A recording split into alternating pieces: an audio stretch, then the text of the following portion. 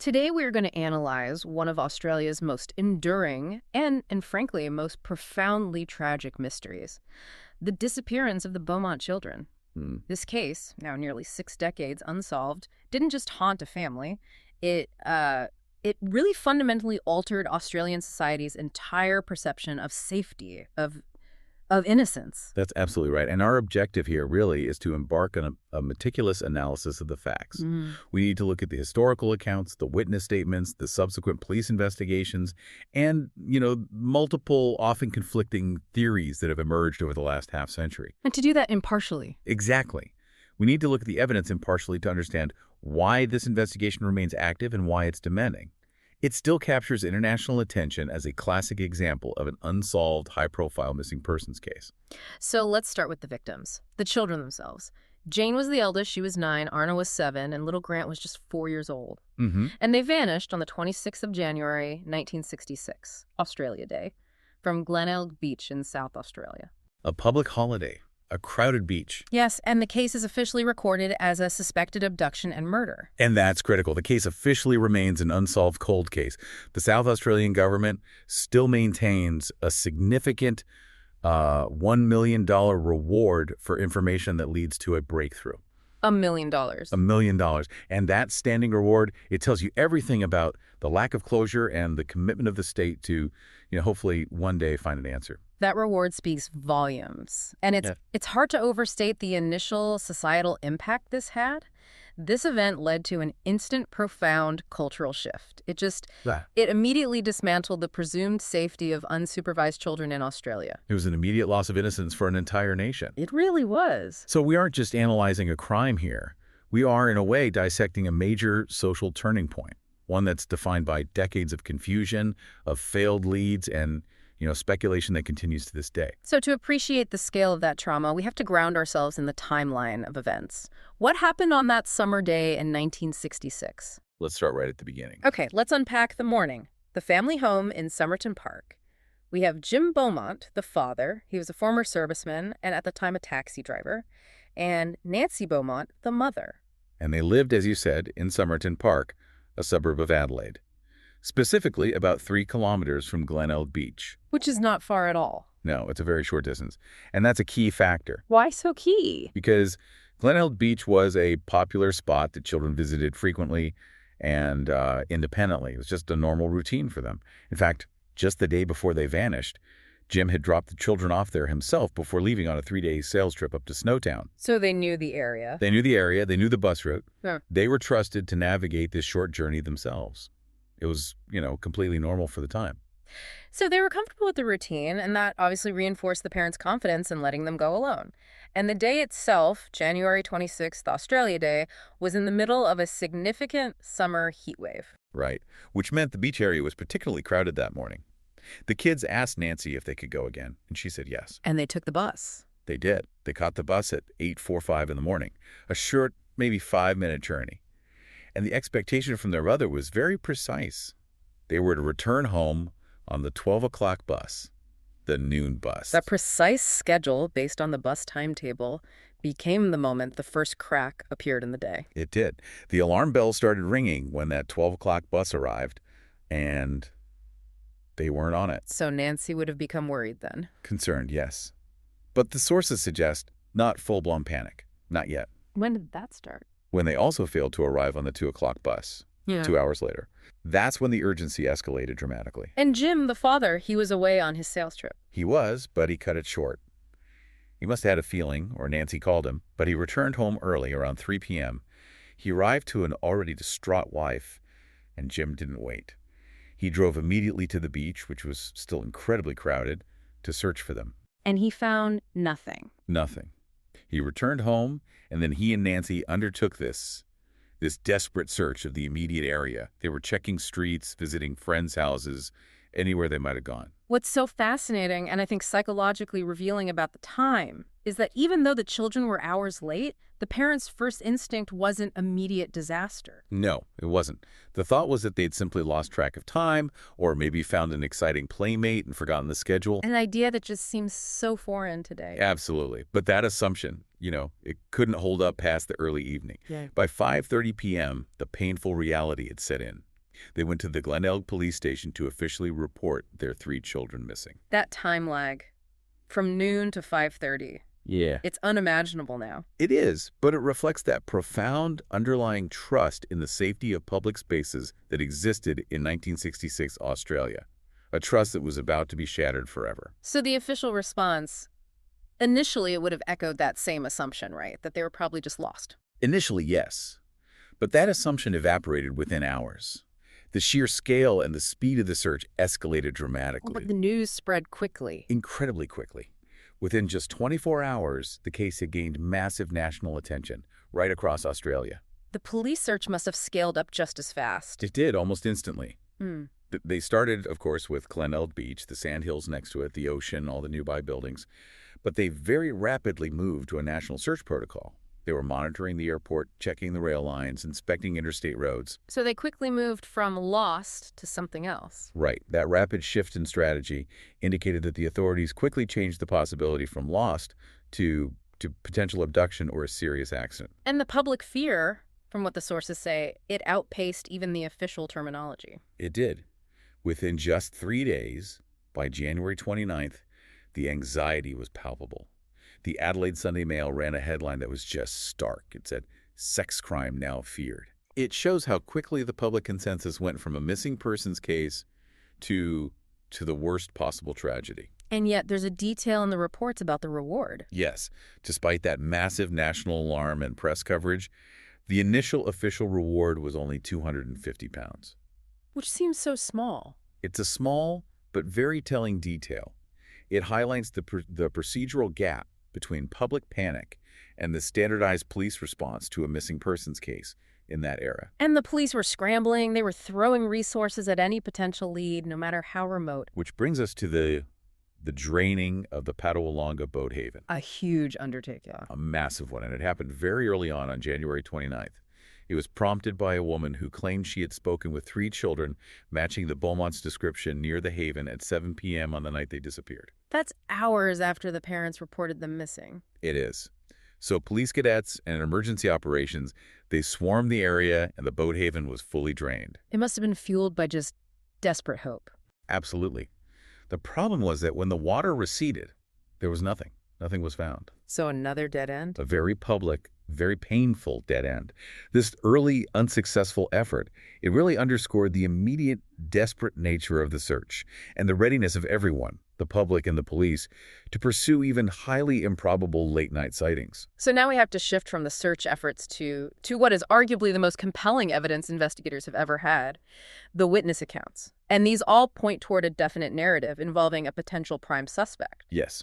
Multiple witnesses provided a remarkably consistent description of a man who was seen with the children at Collie Reserve, which is right near Glenelg Beach. And that consistency is really unusual, isn't it? It's highly unusual in missing persons cases. It gave the police a very strong initial profile, which they compiled into what Australians call an identikit, a composite sketch. What was the description? He was described as a tall man in his mid-30s with fairish to light brown hair, a thin face, and a suntan complexion. He was of a medium, sort of thin to athletic build and was wearing swim trunks. And that profile? That profile has been the single most defining feature of this entire investigation for 60 years. What's critical here, though, is not just what he looked like, but the behavior that was reported. Exactly. The children, particularly Jane, were known by their parents to be very, very shy. Yet the witnesses saw them playing with this man. They appeared relaxed, confident, even enjoying themselves. They weren't distressed. They weren't frightened or, struggling to get away. Nothing like that. So this appearance of familiarity and relaxation, it led investigators to a crucial theory. It did. The theory was that the children must have known him, or at the very least, trusted him. This was not a random snatch by an immediate stranger. It implied grooming. A relationship built up over previous visits to the beach. And that theory wasn't just speculation. There was something that supported it.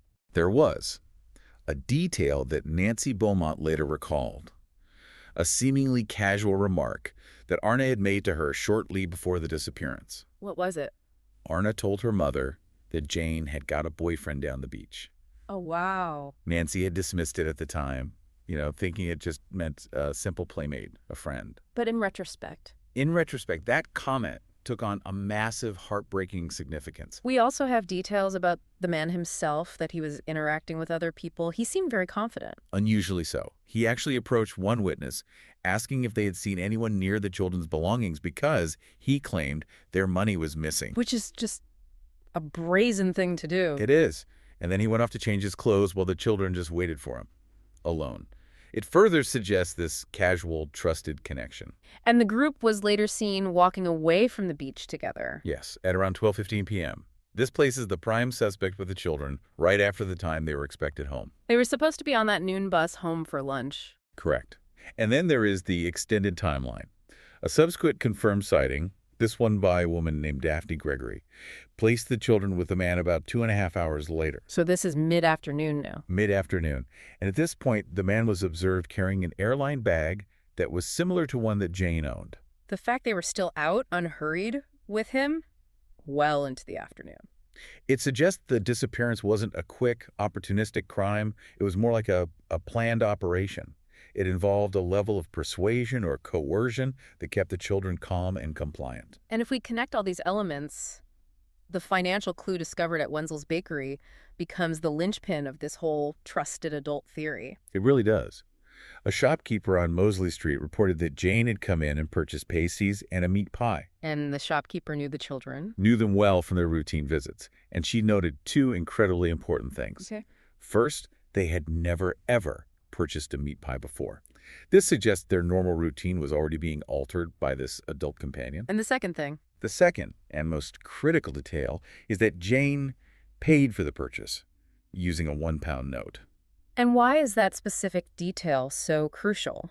Because it proved the companion was an adult who had supplied them with money. Their mother, Nancy, had only given them 6 shillings and 6 pence. Which was just enough for... Just enough for their bus fare and their modest lunch. To put that in perspective for you, 6 shillings was about 33 cents. Just enough for basics. And a pound note. A pound note was nearly 4 times that amount. It represented a significant gift or payment at the time. It confirmed they were with someone who had disposable income and had deliberately given them money. And these were responsible children. Very responsible. They wouldn't have typically bought something new, and they certainly wouldn't have possessed that much money unless someone else had provided it. So this detail, it just solidified the consensus that the children were with an adult who had their trust and was facilitating their activities. Yes. And that is why the postman's account initially caused such confusion for investigators. Right, the postman. A postman, considered a highly reliable witness because he knew the children well, he initially gave a statement that he saw them walking alone at 2:55 p.m. along Jetty Road, heading in the general direction of their home, and he said they were holding hands and laughing. That statement just completely derails the established timeline. Completely. If they were already hours late, why were these reliable children strolling alone, laughing, and seemingly unconcerned? It presented a massive, almost unsolvable contradiction. It suggests maybe the adult had dropped them off? It did, but then why the massive delay? Fortunately for the consistency of the investigation, the postman contacted the police 2 days after his initial statement. To clarify, And what did he say? he stated that upon reflection, he believed he saw them in the morning, not the late afternoon as he had originally reported. That retraction was crucial then. It was. It removed the sighting of the children walking alone and unconcerned hours after they were due home.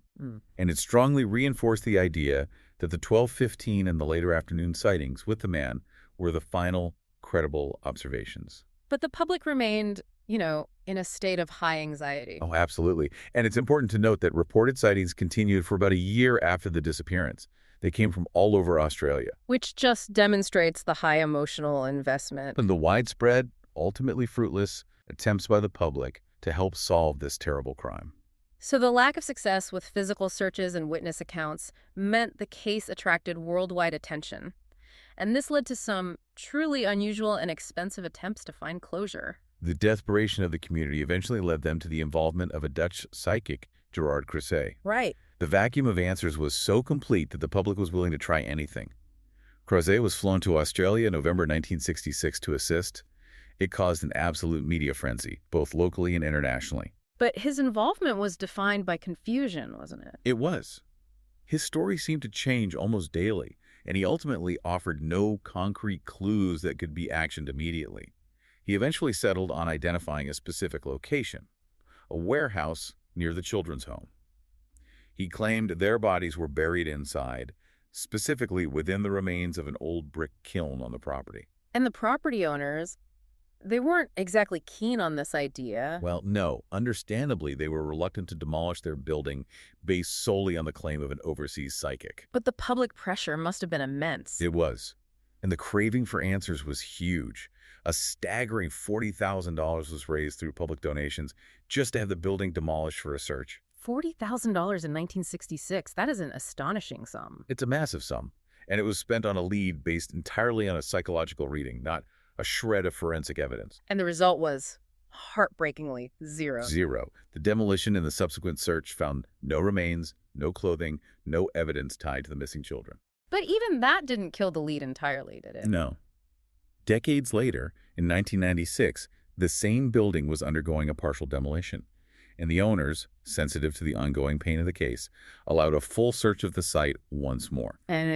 And again, no trace of the children was found. It just cemented the failure of that high-profile, incredibly expensive, and emotionally draining endeavor. And if that wasn't enough psychological trauma for the parents, we have to discuss what might be the cruelest act of all, perhaps even surpassing the initial abduction. The hoax letters. The hoax letters. Yeah. About 2 years after the disappearance, the Beaumont parents received 2 letters, both postmarked from Dandenong, Victoria. And what's just devastating here is the calculated psychological torment. One letter was purportedly written by Jane, the other by a man who claimed to be the children's guardian and said he was keeping them safe. And the notes described a relatively pleasant existence. Yes, a happy existence, which must have offered just this sliver of hope to Jim and Nancy. And the letters were convincing enough that the police took them seriously. They did. Based on comparison with the Jane's known handwriting samples, the police believed the letters could potentially be authentic. The man, who called himself their guardian, nominated a specific meeting place where he claimed he would hand the children back. I just can't imagine the agonizing hope and tension that must have created. It's unthinkable. The Beaumonts went to the designated location. They were followed by a detective who was disguised, just to observe the scene discreetly. They waited, probably for hours, believing this decades-long nightmare was about to end.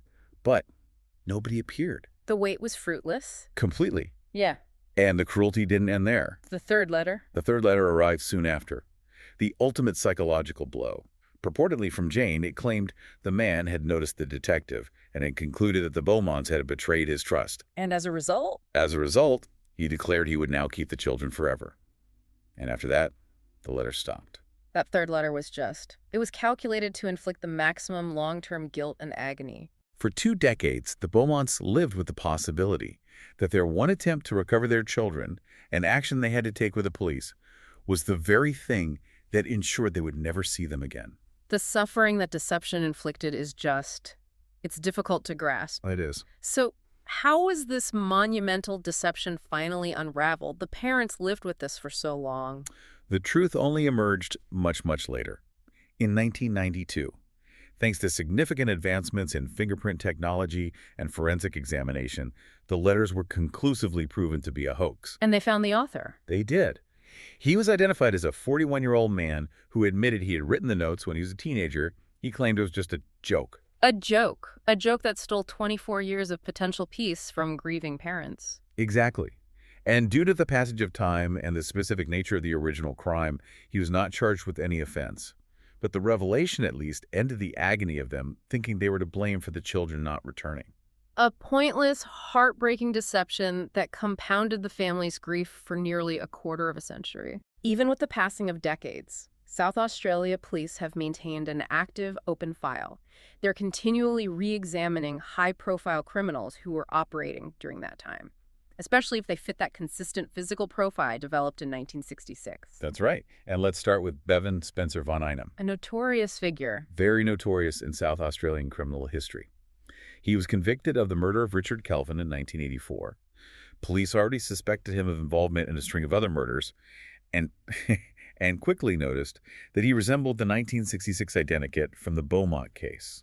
But the most compelling link came from an informant. Yes, an informant identified in reports as Mr. B, who was considered highly reliable in the Kelvin case.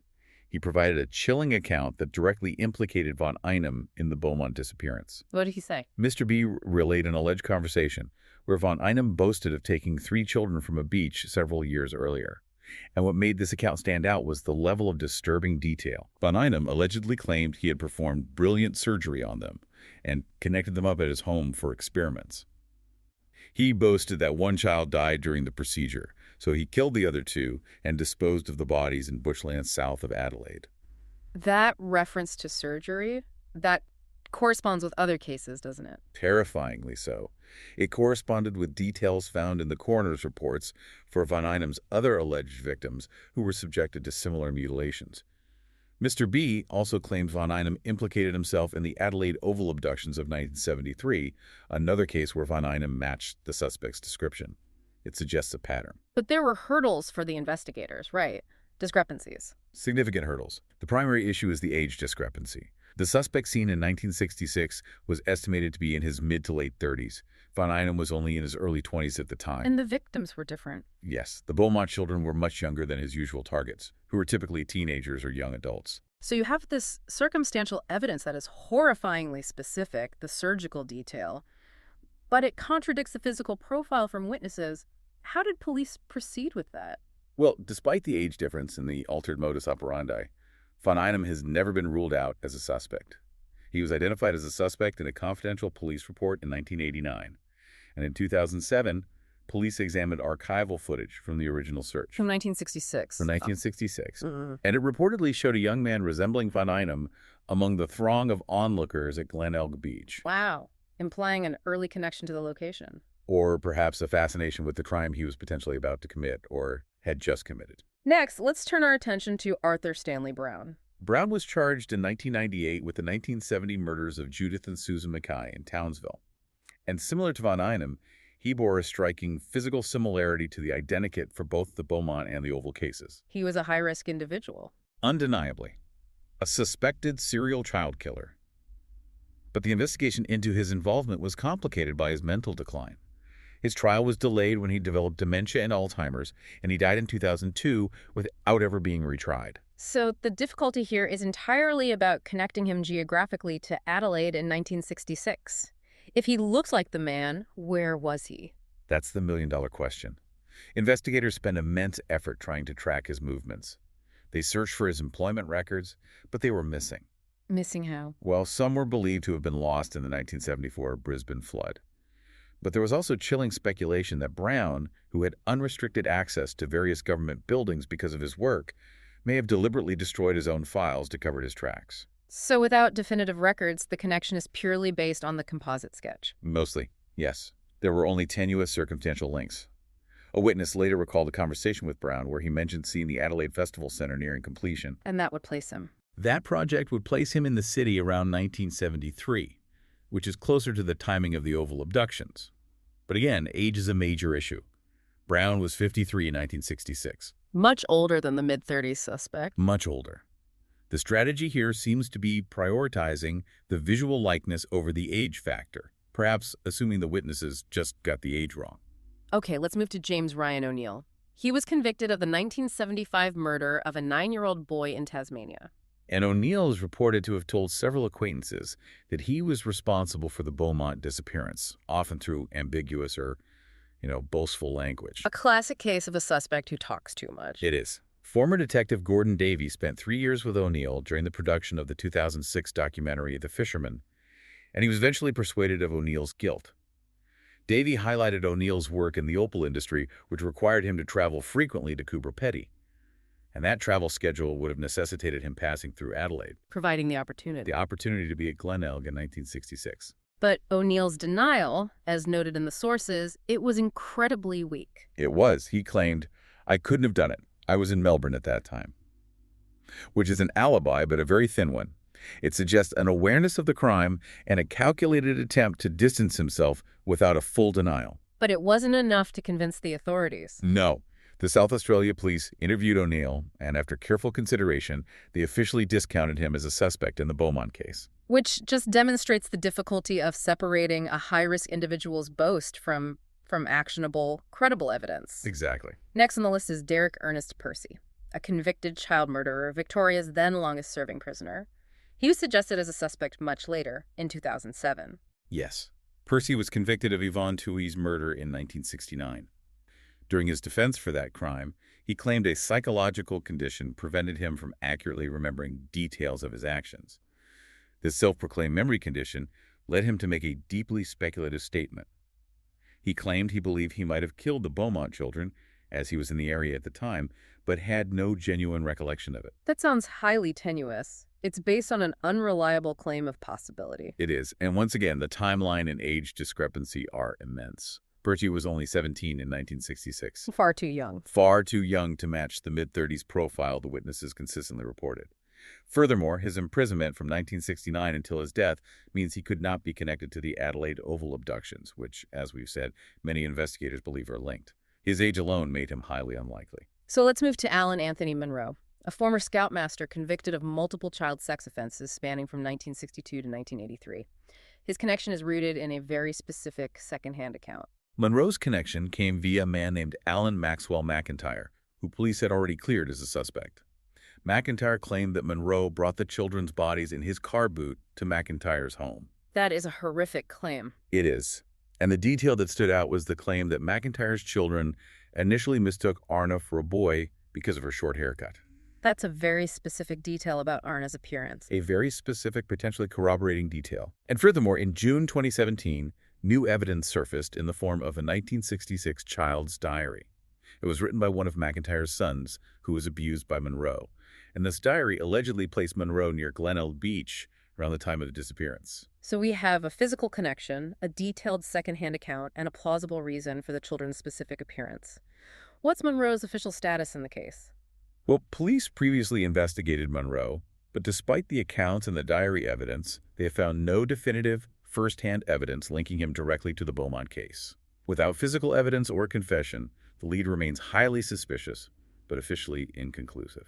And finally, we have to analyze Harry Phipps, a local factory owner who was brought to public attention in 2013 after the publication of the book The Satin Man. And Phipps has arguably the strongest circumstantial link to the original crime scene. Why is that?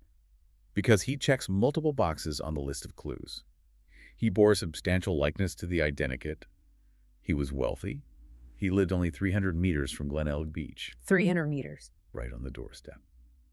He was known to be in the habit of giving out £1 notes, a direct echo of that critical bakery clue. And he was alleged to be a pedophile. And the timeline connection is equally strong thanks to his own estranged family. Exactly. His estranged son, Hayden Phipps, came forward in 2007 with the claim that he had seen the children in his father's yard on January 26, 1966, the day they vanished. That proximity and that exact timing are extremely compelling. They are. And adding to this, there was the unsettling detail about the digging on his property soon after the disappearance. The hole. Two other individuals who were youths at the time claimed Phipps paid them to dig a large specific hole, described as 2 by 1 by 2 meters, at his North Plimpton factory yard that very weekend, for unstated reasons. Which naturally suggests a potential burial site. Of course. And this lead has resulted in multiple high-profile excavation efforts stretching across decades. The first was in 2013. Yes, November 2013. Ground-penetrating radar found one small anomaly, which can indicate soil disturbance. The dig itself yielded no definitive evidence. Then, based on renewed investigation, Adelaide detectives returned in February 2018 for a much more extensive second dig. And that 2018 dig, it was exhaustive, but again, nothing. Nothing related to the Beaumont case. They found only animal bones and general factory rubbish. And there was a third search more recently. There was. In February 2025, a third privately funded search was organized at the former factory site, focusing on different areas based on new analysis. And the outcome. The week-long search concluded, and tragically, once again, no remains of the children were found. Phipps died in 2004, taking any potential truth he possessed with him and leaving behind only this frustratingly strong circumstantial evidence. The detailed facts of the case are horrifying, but the legacy of the disappearance it's perhaps even more critical to understanding Australian history. The Beaumont case is almost universally viewed as a seminal event, marking the definite, abrupt end of post-war Australian innocence. This case fundamentally changed the culture of child supervision overnight. Prior to 1966, Australian society operated under this powerful assumption of safety. It was just taken for granted that unsupervised public travel for children like walking or taking a short bus trip to a popular beach was safe and acceptable. Children had a freedom of movement that is unimaginable in modern Western societies. And that concept was immediately and irrevocably shattered. The Beaumont case, which was nationally publicized and remained unsolved, it acted as the tipping point. It did. And it happened concurrently with other high-profile child-related crimes, like the 1960 Graham Thorne kidnapping and the 1965 Wanda Beach murders. That accumulation of events forced parents to fundamentally rethink daily supervision. The collective trust in community safety it vanished. It ushered in the era of stranger danger. Parents became fearful, not negligent. It led to a permanent change in Australian lifestyles, limiting children's independence and autonomy in public spaces. The freedom of the 1950s was definitively over. Now let's turn our attention to the immense human cost of this. The parents, Jim and Nancy Beaumont, they received immense public sympathy, but that support could never alleviate their private, agonizing wait for answers. Nancy, in particular, lived an existence that was defined by the hope of their return. She remained at the Somerton Park family home for years, clinging to the idea that the children would eventually come back. She stated in interviews that it would be dreadful if the children came home and didn't find their parents waiting for them. That intense, painful hope defined nearly every decision they made.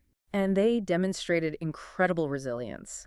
They fully cooperated with every single lead, no matter how far-fetched or emotionally taxing it was. Yes, this included following up on wild claims that the children had been abducted by a religious cult and were supposedly living in New Zealand or Melbourne, or pursuing countless potential burial sites. That cooperation demanded constant reliving of their trauma, and one of the most devastating acts against them came in 1990, inflicted not by a perpetrator, but by the media. Yes. Without the parents' consent, newspapers published computer-generated age progression photographs depicting how Jane, Arnna, and Grant would have looked as adults. The sheer callousness of that act is just difficult to reconcile with any kind of journalistic standards. The parents were devastated. These images caused a huge wave of renewed public grief, forcing the Beaumonts and the community to confront the lost potential of their children as adults. This renewed public sympathy often meant renewed private suffering for Jim and Nancy. And the constant, agonizing uncertainty. It eventually took an unavoidable toll on their marriage. It did. Jim and Nancy eventually divorced and resolved to live separately, seeking to escape the intense, decades-long public attention that had followed them. They sold their Somerton Park home, but crucially, they kept the police informed of their new addresses, just in case that miracle return ever happened. But ultimately, the source material indicates they reached a heartbreaking acceptance. They did, an acceptance that the truth of their children's disappearances may never be discovered during their lifetimes. They lived in an emotional purgatory defined by not knowing. That's the cruelest form of closure, isn't it? Just none at all. Nancy died in an Adelaide nursing home in 2019. She was 92. Jim died more recently in 2023, aged 97. They both passed away without ever knowing what happened to Jane, Arnna, and Grant, making this one of the longest and most painful waits for justice in Australian history. So when we synthesize all the available information, what stands out most? I think what stands out is a case defined by a single, powerful contradiction. You have a remarkably strong, consistent witness profile, the mid-30s man with fair hair, that has consistently been linked to multiple high-risk individuals. Yet none of them could be definitively connected by physical evidence or a fully corroborated account. Exactly. The lack of resolution stems from this paradox. You have detailed, credible witness accounts and compelling circumstantial links to figures like von Einem and Phipps, but you don't have the definitive forensic evidence. You don't have remains or a reliable confession. Nothing needed to prosecute and close the investigation. And the case remains officially open.